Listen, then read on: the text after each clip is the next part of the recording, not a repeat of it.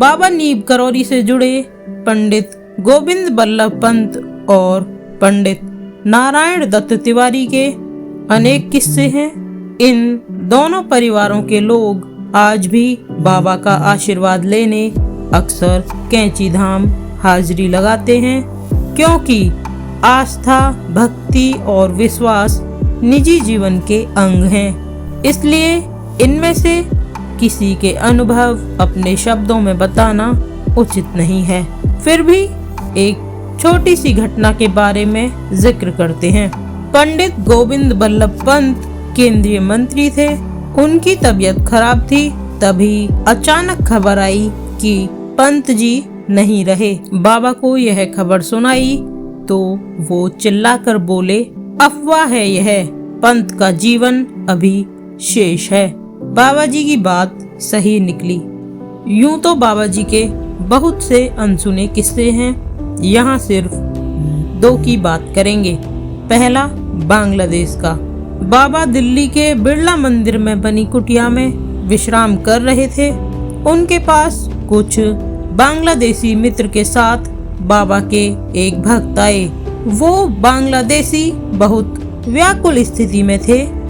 इससे पहले कि वो बांग्लादेशी बाबा को अपनी समस्या बताते, बाबा ने उससे कहा, तुम्हारा भाई दुश्मनों की कैद से जल्दी बाहर आएगा, वो देश का शहंशाह बनेगा। और इतना कहकर बाबा बोले, जाओ, अब तुम्हें अपना समय भाई की अगवानी की तैयारियों में लगाना है। उस समय के हालात में उस शख्स को यह सब मुमकिन नहीं लग रहा था। ऐसा कैसे होगा, कब होगा, तमाम तरह के सवाल उसके मन में थे, क्योंकि उसका भाई पाकिस्तान के मियां वाली जेल की काल कोठरी में था और सरकार ने उसे सजाए मौत का ऐलान कर दिया था। लेकिन बाबा ने उसे आगे सवाल पूछने का मौका नहीं दिया और बाहर जाने का इशारा कर दिया। क्या आप जानते हैं बाबा से सवाल करने वाला वो शख्स कौन था?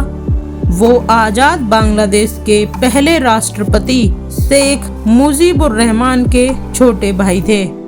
बाबा का दूसरा किस्सा श्रीलंका से जुड़ा है। बाबा शिवानंद के शिष्य निर्मलानंद कैंची धाम पहुँचे। बाबा का दरबार लगा हुआ था। बाबा ने निर्मलानंद से पूछा, तुमने कैंची जैसा कोई और स्थान देखा है क्या?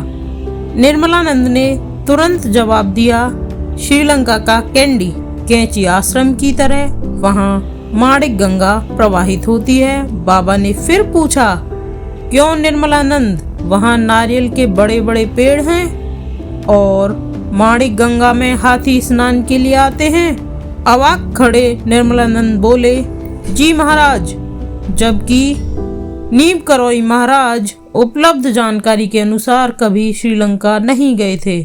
वहीं पूरन किसी भ्रम में ना पड़ जाए, इसलिए बाबा ने अपने एक भक्त से कहकर कैंची धाम में रोडवेज बसों का स्टॉप बनवाकर उसका केयर टेकर नियुक्त करवा दिया। बाबा चाहते थे कि उन्हें कोई भगवान ना समझ ले। जो ज्यादा नजदीक आने या समझने की कोशिश करता था, बाबा उसको तुरंत दूसरी ओर मोड़ देते थे। बाबा की लीलाओं को बाबा के भक्त सिर्फ उतना ही समझ पाए जितना बाबा ने उन्हें समझाना चाहा। यह किस्से थे बाबा नीम करौरी महाराज के चमत्कारी अनसुनी कहानियों के।